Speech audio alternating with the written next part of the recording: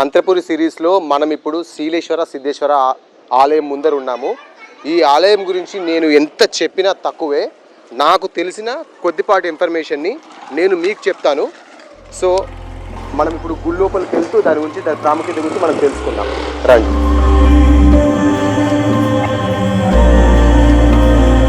ఇక్కడ పురాతన ధ్వజస్తంభం ఉండేది చాలా సంవత్సరాల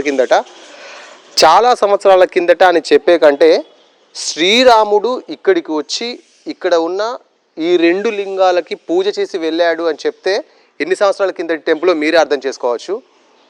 సో మనం ఇప్పుడు ఫస్ట్గా మనము శీలేశ్వర ఆలయం గురించి తెలుసుకుందాము. మనం ఇప్పుడు శీలేశ్వర సిద్ధేశ్వర ఆలయం లోపల ఉన్న శీలేశ్వర ఆలయం గర్భగుడికి ముందర మనం ఉన్నాము. శీలేశ్వర ఆలయం గురించి చెప్పాలంటే చాలా ప్రాముఖ్యత ఉన్నది.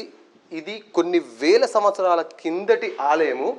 మనం చూసినట్టయితే మనకి రామప్పలో కావచ్చు, తర్వాత 1000 స్తంభాల గుడి కావచ్చు, అంతకు ముందు కావచ్చు, మనము చూసినట్టయితే కంప్లీట్గా రాతితో చెక్కబడ్డ శిల్పాలు, రాతితో చెక్కబడ్డ మిగతా ఏవైతే ఉంటాయో గుడి ప్రాంగణము అన్నీ కూడా వందల వేల ఏళ్ళ సంవత్సరాల కిందట ఎలా అయితే కాకతీయులు చేపించారో సేమ్ అలాంటి ఆర్కిటెక్చర్, అలాంటి కట్టడాలే మనకి ఇక్కడ కనిపిస్తాయి. దీని మీద చాలా రకాల బొమ్మలు, అంటే ఈ గుడి ప్రాశస్త్యం గురించి చెప్పడానికి, శ్రీరాముడు ఇక్కడికి వచ్చి పూజ చేశాడు అనడానికి చాలా ఆధారాలు కూడా మనకి ఇక్కడ ఉన్నాయి. నేను మీకు ఒక్కొక్కటిగా మీకు వివరిస్తాను. ఈ మంటపాన్ని షోడశ మాతృకలు అంటారు. మనము ఈ 4 స్తంభాలకు కూడా చూసుకున్నట్టయితే ఇక్కడ షోడశ మాతృకలు మనకి ఇక్కడ కనిపిస్తాయి. మాతలు ఉంటారు 1, 2, 3, 4. ఈ 4 స్తంభాలకి 4 ఉంటారు. ఈ పెద్ద ఇది ఒకప్పుడు మొత్తం దండకారణ్యం, పెద్ద ఫారెస్ట్. ఈ ఫారెస్ట్ అంటే ఈ శిల్పం మనకి ఈ బొమ్మ చూస్తే మనకి ఏమర్థమవుతుందంటే ఈ 2 సింహాలు, ఈ సింహాలు ఏనుగులతోనే ఆడుకుంటున్నాయి. అలాగే మనం ఇటు పక్కకు చూసుకున్నట్టయితే ఇక్కడ శ్రీరాముడు శివలింగానికి అభిషేకం చేస్తున్నట్టుగా మనకు కనిపిస్తోంది. ఇక్కడ నందీశ్వరుడు ఉన్నాడు, శ్రీరాముడు శివలింగానికి అభిషేకం చేస్తున్నట్టుగా ఉంది. ఇంతేకాకుండా ఇటు పక్కన మనం చూసినట్టయితే ఒక అతను తలకిందులుగా తపస్సు చేస్తున్నాడు. ఇతని పేరు ఉపమన్యుడు. పూర్వకాలంలో శివుని కైలాసంలో, నేను పూర్తిగా కైలాసంలోనే ఉండడానికి నాకు పర్మిషన్ కావాలని శివుణ్ణి అడిగితే, నువ్వు తలకిందులుగా తపస్సు చేస్తే కైలాసంలో నీకు స్థిర నివాసము మేము ఇస్తామని చెప్పేసి శివుడు అన్నప్పుడు, ఇక్కడ ఉన్న ఈ 2 ఏనుగులు కూడా, ఒకటి నంది, ఒకటి భృంగి, ఇవి 2 తొండాలతోని పట్టుకుంటే తలకిందులుగా ఉపమన్యుడు తపస్సు చేసి శివుని అనుగ్రహం పొంది కైలాసంలోనే స్థిర నివాసం ఏర్పరచుకున్నాడని స్థల పురాణం కావచ్చు, పురాణాల్లో కూడా ఉంది. అయితే ఇక్కడ ఇంకొక ముఖ్య విషయం ఏంటంటే, శ్రీకృష్ణుడికి ఓం నమ శివాయ అన్న పంచాక్షరి మంత్రాన్ని శ్రీకృష్ణుడికి చెప్పింది ఈ ఉపమన్యుడే. ఇంకా మళ్ళీ మనం ఇటువైపు చూసుకున్నట్టయితే ఇక్కడ వినాయకుడు, ఇక్కడ సిద్ధి బుద్ధి తబలా వాయిస్తుంటే మనకి వినాయకుడు నాట్యం చేస్తున్నట్టుగా మనకి ఇక్కడ బొమ్మలు కనిపిస్తున్నాయి. శివుడి నుంచి గంగ భూమి మీదకి వచ్చినప్పుడు ఆనందోత్సాహంతో ఇక్కడ వినాయకుడు నాట్యం చేస్తుండగా సిద్ధి బుద్ధి తబలా వాయిస్తున్నారు. మనం అలాగే ఇక్కడ కూడా ఇటు పక్కన కూడా చూసుకుంటే ఇక్కడ శివుడు నాట్యం చేస్తూ, ఇక్కడ నంది, ఇక్కడ పార్వతీదేవి ఉన్నట్టుగా మనకి ఇక్కడ కనిపిస్తోంది. ఇక్కడ 3 తలలు, 3 పర్సన్స్, 3 పర్సన్స్గా కనిపిస్తున్నాడు మనకి శివుడు. అంటే డిఫరెంట్ యాంగిల్స్ తను నాట్యం చేస్తున్నట్టుగా డిఫరెంట్ యాంగిల్స్లో నాట్యం చేస్తున్నట్టుగా ఇక్కడ మనము చూడొచ్చు. శివుడే 3 రూపాల్లో మనకి ఇక్కడ కనిపిస్తోంది. ఇంకా మనం గర్భగుడి లోపలికి వెళితే, గర్భగుడి గురించి చెప్పాలంటే చాలా చరిత్ర ఉంది. దీన్ని గర్భగుడి లోపల వచ్చేసి 6వ శతాబ్దంలో పాండ్యరాజులు కట్టించారు. మీరు చూస్తున్నట్టుగా ఈ గర్భగుడిలో పైన మొత్తము సింహాల బొమ్మలు ఉంటాయి. సింహాల బొమ్మలు కంప్లీట్గా కర్ణాటక పాండ్యరాజుల యొక్క చరిత్రని మనకి ఇక్కడ చూపిస్తోంది. లోపల గర్భగుడిని, శివలింగాలని పాండ్యరాజులు నిర్మించారు.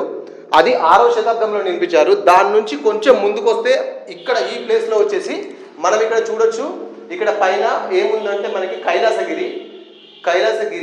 ఇక్కడ నుంచి 13వ శతాబ్దం అక్కడ గర్భగుడి మొత్తము 6వ శతాబ్దం అయితే ఇక్కడ నుంచి 13వ శతాబ్దంలో రాజు దీన్ని మళ్ళీ ఇక్కడ నుంచి డెవలప్ చేసుకుంటూ వచ్చారు. మీరు చూసినట్లయితే ఇక్కడైతే శ్రీచక్రం ఉంది పైన.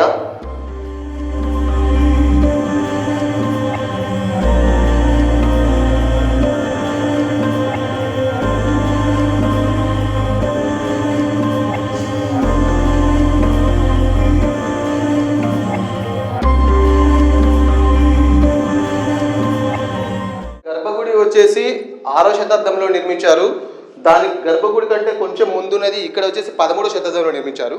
దాని తర్వాత ఇక్కడి నుంచి ఈ మంటపాన్ని, ఈ షోడశోప ఈ మాతృకల్ని కంప్లీట్గా రాణి రుద్రమాదేవి, కాకతీయుల కాలం నాటికి వచ్చేసరికి రాణి రుద్రమాదేవి ఇవన్నీ నిర్మించారనమాట. ఇక్కడికి రాణి రుద్రమాదేవి వచ్చి ఇక్కడ తన సైనికుల స్థావరంగా ఈ ప్రాంతాన్ని తను ఎంచుకుంది.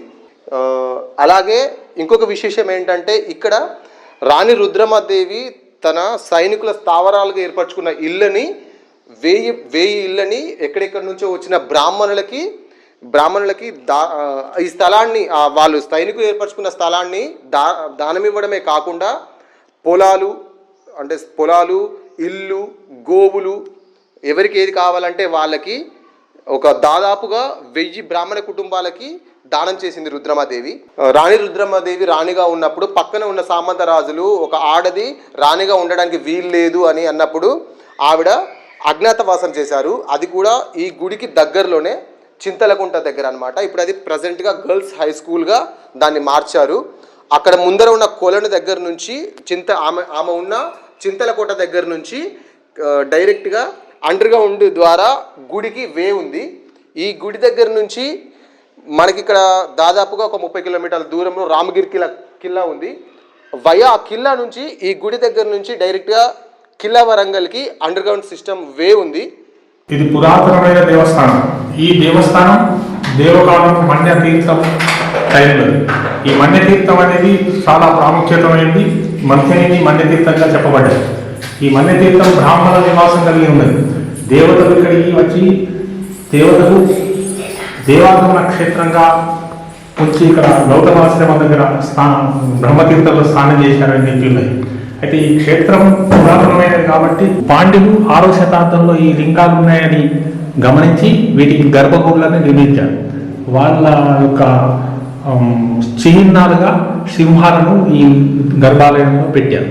గర్భాలయంలో ఉన్న చిహ్నాలు ఇది పాండ్యులకు సంబంధించింది. కర్ణాటక ప్రదేశాన్ని వెళ్తున్న రాజులు ఈ ఈ లింగాన్ని దర్శించి వీటికి అమోఘ పూర్వ చరిత్ర కలిగి ఉందని చెప్పి వాళ్ళ చిహ్నాలను పెట్టి గర్భగుడులను కట్టించారు. మనం ఇప్పుడు శీలేశ్వర ఆలయం గురించి తెలుసుకున్నాం కదా, పక్కనే ఉన్న సిద్ధేశ్వర లింగం గురించి కూడా మనము తెలుసుకుందాము.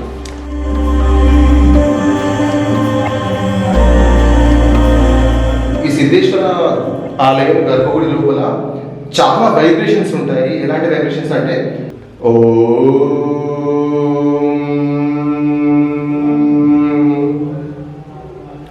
మీరు కూడా విన్నారు కదా క్లియర్గా. ఇలాంటి గర్భగుడి నేను ఇంతమందికి చాలా టెంపుల్స్ తిరిగాను, కానీ ఇలాంటి వైబ్రేషన్స్ ఉన్న గర్భగుడిని ఫస్ట్ టైం నేను చూడడము. వైబ్రేషన్స్ చాలా హెవీగా ఉన్నాయి. నేను మాట్లాడుతుంటే గర్భగుడి లోపల ఆ వైబ్రేషన్స్ నా బాడీకి తగులుతున్నాయి. అది నేను డైరెక్ట్గా ఫీల్ అవుతున్నాను. ఏది మాట్లాడినా మళ్ళీ మీ మాటలు మీ చెవికే కాకుండా మీ బాడీకి కూడా టచ్ అవుతాయి. ఇది క్లియర్గా నేను ఫీల్ అవుతున్నాను. ఈ శీలేశ్వర సిద్ధేశ్వర ఆలయాలు రెండు ఏకకాలంలో నిర్మించినవే, పాండ్యరాజులు నిర్మించిందే. అయితే మనము ఈ రెండు ఆలయాలకి ఒక చిన్న తేడాన్ని గమనించవచ్చు. ఇక్కడ మనము గర్భగుడి లోపలికి రాగానే మనకి ఇక్కడ ఎడమ వైపుకి వినాయకుడు ఉంటాడు, ఇక్కడ లక్ష్మీదేవి ఉంటుంది. అలానే మనము గర్భగుడి లోపలికి వెళితే గనక సిద్ధేశ్వర ఆలయంలో సిద్ధి మంత్రంతో జపిస్తారన్నమాట. ఎందుకంటే ఇక్కడ గర్భగుడికి ఉన్న ప్రత్యేకత ఏంటంటే, మీరు ఎక్కడ చూసుండరు, నేను డైరెక్ట్గా ఫీల్ అయ్యాను. లోపలికి వెళ్ళి మనము ఓం అనే శబ్దాన్ని కావచ్చు, ఓం నమ శివాయ అనే మంత్రాన్ని కావచ్చు, ఓం అనే మంత్రాన్ని కావచ్చు, ఓంకార నామాన్ని మనం జపిస్తే ఆ వైబ్రేషన్స్ మళ్ళీ తిరిగి మన బాడీకి తగులుతాయి. అంత గొప్ప మహిమ గలదని చెప్పొచ్చు. అండ్ ఈ ఆర్కిటెక్చర్ కూడా, అంటే వాళ్ళు నిర్మించిన విధానం కూడా, పాండురాజులు కావచ్చు, తర్వాత వాళ్ళు కావచ్చు, దీన్ని పునరుద్ధరించిన వాళ్ళు కావచ్చు, దీన్ని పునర్నిర్మించిన తర్వాత కూడా ఎలాంటి డిస్టర్బెన్స్ లేకుండా, ఈ వైబ్రేషన్స్ని పోకుండా, అంటే దీనికి ఎలాంటి డిస్టర్బెన్స్ జరగకుండా సేమ్ అలానే ఉంచారు. అది నేను డైరెక్ట్గా ఫీల్ అయ్యాను. ఎడమవైపు ఉన్న శీలేశ్వర ఆలయము, కుడివైపుగా ఉన్న సిద్ధేశ్వర ఆలయంకి మధ్యలో ఉన్న ఈ మంటపానికి చాలా ప్రాముఖ్యత ఉన్నది. అదేంటంటే పూర్వము ఆదిశంకరాచార్యులు ఇక్కడికి వచ్చి 14 రోజులు బస చేసి ఇక్కడ తనకున్న జ్ఞానాన్ని, అలాగే ఈ ఈ ఈ ప్లేస్ యొక్క ప్రాముఖ్యాన్ని ఇక్కడ ఉన్న వేద పండితులకి తెలియజేసి తనకున్న జ్ఞానాన్ని వాళ్ళతో పంచుకున్నాడు.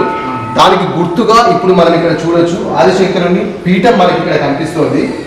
ఆదిశంకరుని పీఠంతో పాటు ఆదిశంకరాచార్యుల విగ్రహము మనం ఇక్కడ చూడొచ్చు.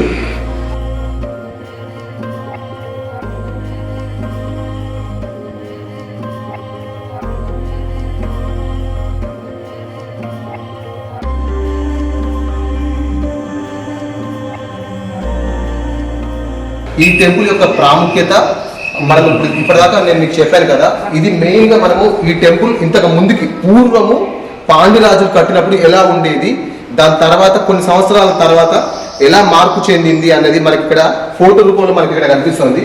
మనం ఇక్కడ చూడొచ్చు. ఇది ఒకప్పటి 1943కు పూర్వము జీర్ణోద్ధారణప్పుడు ఈ గుడి ఇలా ఉండింది. మనకి ఇక్కడ క్లియర్గా కనిపిస్తుంది. శ్రీలేశ్వర సిద్ధేశ్వర దేవాలయము జీర్ణోద్ధారణ 1943కు పూర్వం ఇది.